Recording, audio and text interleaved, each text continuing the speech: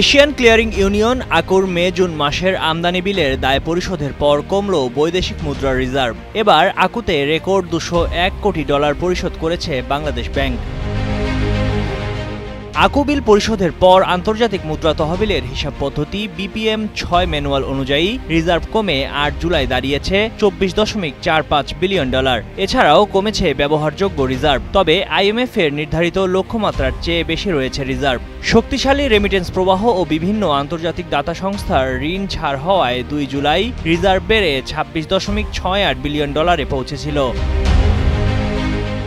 বাংলাদেশ ব্যাংকের মুখপাত্র ও নির্বাহী পরিচালক আরিফ হোসেন খান বলেন, গত মে ও জুন মাসের আকুর বিল পরিশোধে গেছে $2.02 বিলিয়ন।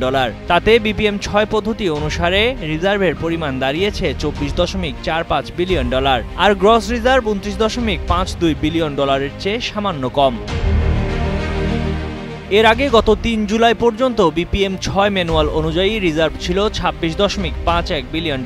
এছাড়াও $20 বিলিয়ন ছাড়িয়েছিল ব্যবহারযোগ্য রিজার্ভ। আকু হলো এশিয়ার কয়েকটি কেন্দ্রীয় ব্যাংকের মধ্যকার একটি আন্তঃআঞ্চলিক লেনদেন নিষ্পত্তি ব্যবস্থা। এর মাধ্যমে এশিয়ার ৯টি দেশের মধ্যে যেসব আমদানি রপ্তানি হয় তার মূল্য প্রতি ২ মাস পরপর নিষ্পত্তি করা হয়। অন্য দেশগুলোর সঙ্গে বাংলাদেশের আমদানি রপ্তানি সংক্রান্ত লেনদেন তাৎক্ষণিকভাবে সম্পন্ন হয়। আকুর সদস্য দেশগুলো হচ্ছে বাংলাদেশ, ভারত, ইরান, নেপাল, পাকিস্তান, শ্রীলঙ্কা, মিয়ানমার, ভুটান ও মালদ্বীপ। ময়ূখ ইসলাম, কালের কণ্ঠ।